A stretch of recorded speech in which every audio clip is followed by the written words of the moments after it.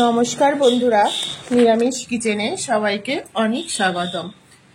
তা আজ অনেকদিন পর আপনাদের জন্য একটি মুখরোচক রেসিপি এনেছি। হ্যাঁ বন্ধুরা, শরীর খারাপ থাকার জন্য একদম রেসিপি করতে পারিনি, আর আগের যেটা করা ছিল সেগুলোই ছেড়েছি কিছুদিন ধরে। যাই হোক, আজকে একদম মুখরোচক ভিন্ন স্বাদের একটি মুচমুচে ক্রিপসি চপ বলতে পারেন বা স্ন্যাক্স বলতে পারেন বা যেটাই বলতে পারেন, যেটা খেলে একদম মুখের রুচি ফিরিয়ে দেবে। আর এই যে ওয়েদার, বর্ষা, জ্বর জারি সর্দি কাশি চারিদিকে লেগেই আছে, তা সেই অরুচি কাটাতে একটি সুন্দর মুচমুচে ক্রিপসি রেসিপি আপনাদের জন্য এনেছি। আশা করি সবার ভালো লাগবে, আর শুরু থেকে শেষ অবধি রেসিপিটা দেখার অনুরোধ রইল। যদি ভালো লাগে তাহলে কমেন্টস করবেন। আপনারা কমেন্টস করলে আমিও মোটিভেটেড হব আরও নতুন নতুন রেসিপি আপনাদের জন্য নিয়ে আসার। যেসব বন্ধুরা নিরামিষ কিচেনের প্রথম রেসিপি দেখবেন, যদি ভালো লাগে পাশে থাকা বেল আইকনটি প্রেস করে অল নোটিফিকেশন অন করে রাখবেন, যাতে নতুন নতুন রেসিপি আপলোড হলে সবার আগে আপনার কাছে নোটিফিকেশন যায়।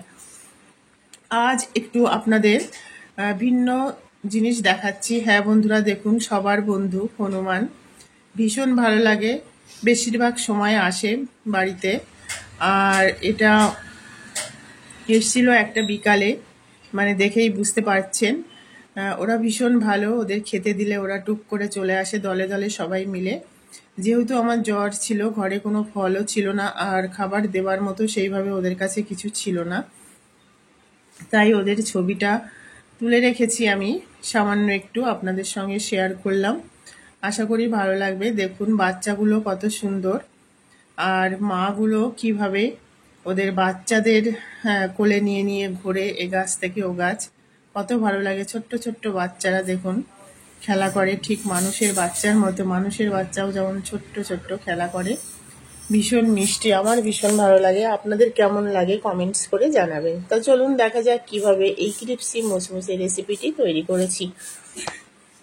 তার জন্য এখানে সামান্য একটু সুজি নিয়েছি, পরিমাণ মতো 1 বাটি সুজি নিয়েছি, আর এখানে জল, একটা আলু ছুলে নিয়েছি, মাঝখান থেকে কেটে নিয়েছি। এবার এই আলুটাকে এইভাবে গ্রেট করব গ্রেটারে। দেখুন এইভাবে লম্বা লম্বা করে করব, কারণ লম্বা লম্বা করে করলে আলুটা একদম, যদি আমি ঘষে ঘষে করি তাহলে কি হবে, ঝিরিঝিরি হয়ে একদম মানে সেই ছোট ছোট হবে। আর এইভাবে লম্বা করে কাটলে এটা লম্বা হয়ে কেটে আসবে। এখানে সুজি, কাঁচা লঙ্কা কুচি আছে, তিল, সাদা তিল, কালো জিরে, আদা, কাঁচা লঙ্কা। এটা আমাদের জ্বর সর্দি কাশিতে ভীষণ উপকারী, যেটা চিবিয়ে খেলে শরীর অনেকটা হালকা লাগে, মাথা হালকা লাগে, নাক দিয়ে জল পড়লে সেটাও কিন্তু চলে যায়। এখানে আলুটা আমি ওখানে ধুয়ে নিয়েছি পরিষ্কার জলে। এখানে আমার জলটা একটু বেশি দেওয়া হয়ে গেছিল। অ্যাকচুয়ালি শরীরটা একদম ঠিক নেই, তার জন্য মানে অনেকটা পরিমাণ জল দেয়া হয়ে গেছে। আমি বলে দিচ্ছি, সুজি যতটা নেবেন ঠিক তার 1.5 বাটি, ধরুন 1 বাটি সুজি হলে 1.5 বাটি জল নেবেন, তার বেশি নেবেন না। তা প্রথমে ওটা আমি দিয়ে দিলাম নুন। হ্যাঁ বন্ধুরা, লাল নুনটা জলে দিয়ে দিলাম প্রথমে, আর যে উপকরণগুলো নিয়েছিলাম সেগুলি দিয়ে দিলাম। এবার ভালোভাবে মিক্সড করে দেব, যাতে সমস্ত উপকরণ আর নুনটা ভালোভাবে মিক্সড হয়ে যায়। এইবার যে আলুটা ধুয়ে রেখেছি, এটা চিপে চিপে, জল ছাড়া চিপে চিপে কিন্তু দিয়ে দেব। জ্বর সর্দি কাশি হলে এমনিতেই মুখের কোনো রুচি থাকে না, আর তখন একটু তেলে ভাজা চপ এগুলিই ভালো লাগে খেতে। যদিও স্বাস্থ্যের পক্ষে খুব একটা উপকারী নয়, কিন্তু সবসময় যে স্বাস্থ্যসম্মত খাবার খেতে হবে সেটাও নয়, মাঝে মধ্যে মুখের রুচি বদলাতে হয়। আর যেহেতু বাড়িতে তৈরি খাবার, তেমন ক্ষতি হওয়ার কোনো সম্ভাবনা থাকে না। এনিওয়ে, দেখুন এইভাবে হাই ফ্লেমে ফোটাতে হবে। আলুটা দিয়ে দিয়েছি, এবার এটা ফুটে উঠবে। আলুটা হালকা সিদ্ধ হয়ে গেলে দেখুন খুব সুন্দর লাগছে, চারিদিকে সবগুলো ছড়িয়ে গেছে সমস্ত উপকরণগুলি। এইবার আস্তে আস্তে যে সুজিটা আমি নিয়ে রেখেছিলাম সেই সুজিটা দিয়ে সুন্দর একটি ডো তৈরি করতে হবে।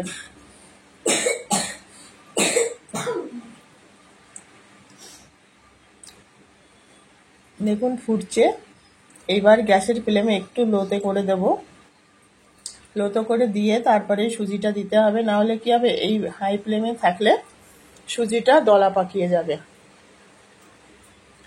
জলটা আমার একটু দেওয়া বেশি হয়ে গেছে, অনেকটাই, একটু কেন অনেকটাই বেশি দেওয়া হয়ে গেছে, কারণ যতটা জল দিয়েছি বন্ধুরা শরীরটা ঠিক নেই, সেই জন্য মানে মাথায় এতটা নেই, অনেকদিন পর রেসিপি করছি, তাই জলটা সম্পর্কে একদম ধারণা মানে মাথাতেই ছিল না।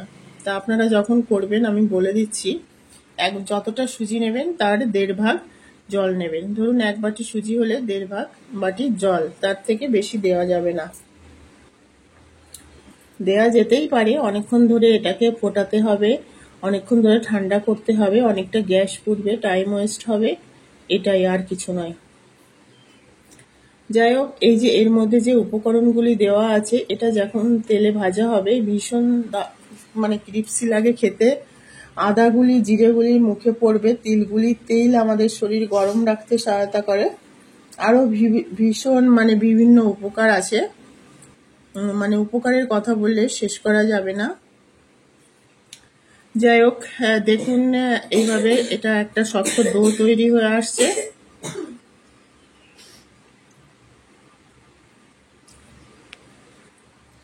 তাই এইভাবে গ্যাসের ফ্লেমটা এবার লো করে দিয়েছি।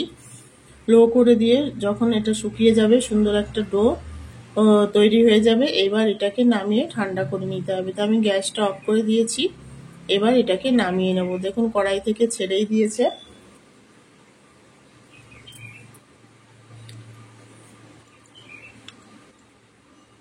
একদম ছেড়ে দিয়েছে। এবার নামিয়ে নেব, নামিয়ে ঠান্ডা করে শেপ দেব। দেখুন নামিয়ে ঠান্ডা দিয়েছি, কত সুন্দর প্রিন্ট লাগছে, মানে যে সমস্ত উপকরণগুলো দিয়েছি সেই উপকরণগুলি একদম মানে দেখা যাচ্ছে, খুব সুন্দর লাগছে খেতে, কিন্তু আরো সুন্দর লাগে। হাতে একটু তেল মাখিয়ে নিয়েছি, তেল মাখিয়ে নিয়ে এবার ছোট্ট ছোট্ট আকারে এগুলোকে যে কোনো শেপে আপনারা দিতে পারেন। আমি ছোট্ট ছোট্ট বলের আকারে শেপ দেব, আপনারা বড় বা ছোট যে কোনো শেপেই দিতে পারেন।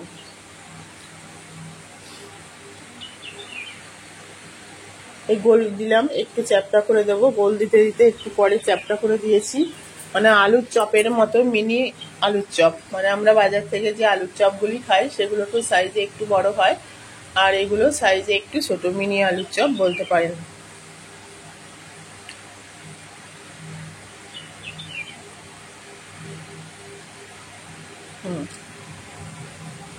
খুব সুন্দর লাগছে। এবার এটাকে ফ্রাই করতে হবে বন্ধুরা। এটা দারুণ ক্রিপসি হয়, খেতে দারুণ লাগে, যারা খাননি একবার তৈরি করে খাবেন। আর একটা কথা বলে দিচ্ছি, এখানে আমি রাইস ব্রান অয়েল দিয়ে দিয়েছি, একটু মানে ব্রাউন ব্রাউন কালার হবে চপগুলি।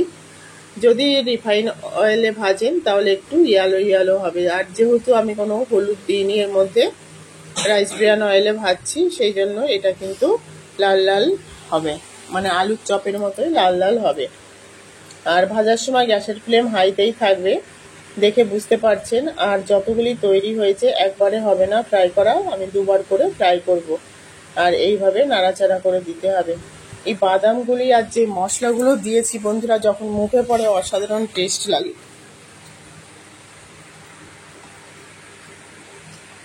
দারুণ একটা রেসিপি, আপনারা বাড়িতে তৈরি করবেন, সবাই মিলে খাবেন। আর জ্বর সর্দি কাশি তো এটা মানে একটি নর্মাল কি বলবো সিজনাল ইনফেকশন, এটা মোটামুটি বেশিরভাগ মানুষেরই হচ্ছে। তা আপনাদেরও যদি কারোর বাড়িতে এরকম হয়, মুখে রুচি না থাকে, এগুলি ভেজে দেন, দেখবেন খুব ভালো খাবে এবং মুখে রুচি ফিরে আসবে। কাঁচা লঙ্কা দিতে ভুলবেন না, কাঁচা লঙ্কাটা ভীষণ উপকারী, যখন চিবাবে নাক দিয়ে জল বেরিয়ে যাবে, আর সেটাই হচ্ছে উপকারিতা।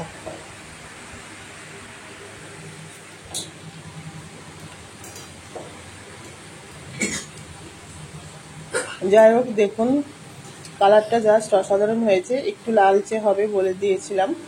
এই বাদামগুলো তেলে ভাজা হয়, অসাধারণ লাগে খেতে।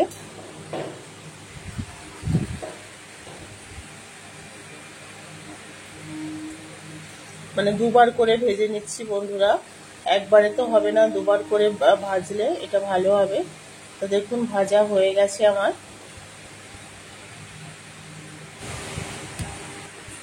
তা আপনারাও বাড়িতে তৈরি করবেন, আশা করি ভালো লাগবে। আজকের রেসিপিটা কেমন লাগলো কমেন্টস করে জানাবেন। নতুন বন্ধুদের উদ্দেশ্যে বলছি, যদি নিরামিষ কিচেনের রেসিপি আপনাদের ভালো লাগে, পাশে থাকা বেল আইকনটি প্রেস করে অল নোটিফিকেশান অন করে রাখবেন, যাতে নতুন নতুন রেসিপি আপলোড হলে সবার আগে আপনার কাছে নোটিফিকেশান যায়।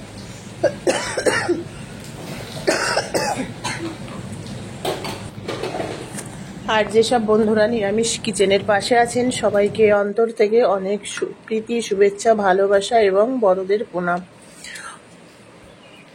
পাশে থাকবেন, সবাই সুস্থ থাকবেন।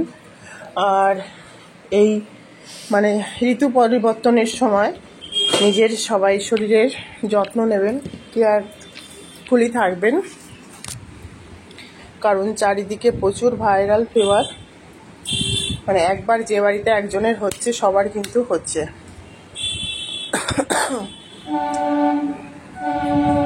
আমার এখনো ঠিকমতো শরীরটা ঠিক হয়নি, তাই এটা আমি মেয়েকে জন্য তৈরি করেছিলাম, ভাবলাম অনেকদিন শেয়ার করা হয় না, তাই এটা আপনাদের সঙ্গে শেয়ার করে দিই, কাজে লাগবে। তা টাটা, ভাই ভাই বন্ধুরা, আবার দেখা হবে নতুন কোনো রেসিপি নিয়ে। সবাই খুব ভালো থাকবেন, সুস্থ থাকবেন, সুরক্ষিত থাকবেন।